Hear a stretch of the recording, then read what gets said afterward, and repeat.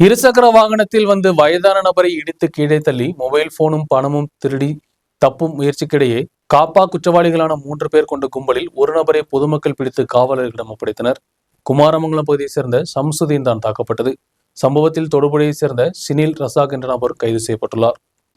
தொடுபுழை குமாரமங்கலத்தில் வியாழக்கிழமை மதியம் 4:30 மணிக்கு தான் சம்பவம். குமாரமங்கலம் கருகா பகுதியில் சாலையோரத்தில் கால்நடையாக நடந்து கொண்டிருந்தவர் தான் சம்சுதீன். இந்த நேரம் இது வழியாக பைக்கில் வந்த குற்றவாளிகள் சம்சுதீனை இருசக்கர வாகனத்தை வைத்து இடித்துள்ளனர். தொடர்ந்து பர்சில் இருந்த 3000 ரூபாயும் மொபைல் போனும் எடுத்து சென்றுள்ளனர். இதை தடுத்தபோது குற்றவாளிகள் சம்சுதீனின் தலையில் உட்பட பலமாக தாக்கியுள்ளனர். சம்சுதீனை சத்தம் கேட்டு பொதுமக்கள் ஓடி வந்தனர். அந்த நேரத்தில் 3 பேர் கொண்ட கும்பல் இருசக்கர வாகனத்தில் தப்பிக்க முயற்சித்தது. இதில் ஒரு நபரான சினில் ரசாக்கை பொதுமக்கள் பிடித்தனர். தொடர்ந்து பொதுமக்கள் தெரிவித்ததை தொடர்ந்து தொடுபுழையிலிருந்து வந்த காவலர்களிடம் சினிலை கைமாறினர். இவரை கைது செய்த பின்பு கடந்த நீதிமன்றத்தில் ஆஜர் செய்தனர். இவருடன் இருந்த 2 குற்றவாளிகளுக்கான தேடுதல் நடத்தப்படுகிறது. சம்பவத்திற்கு பின்பு தலைமறைவாக சென்ற இருவரையும் பிடிக்க விசாரணை தீவிரப்படுத்தியதாக காவலர்கள் தெரிவித்தனர். குற்றவாளிகள் 3 பேரும் காப்பா வழக்கில் உட்படுத்தி நாடு கடத்தியவர்கள்தான். ஜெயிலிலிருந்து திரும்ப வந்த பின்பு மீண்டும் தாக்குதல் நடத்தியுள்ளனர். தலையில் பலத்த காயமடைந்த சம்சுதீன் தொடுபுழை மாவட்ட மருத்துவமனையில் சிகிச்சை பெற்றுள்ளார்.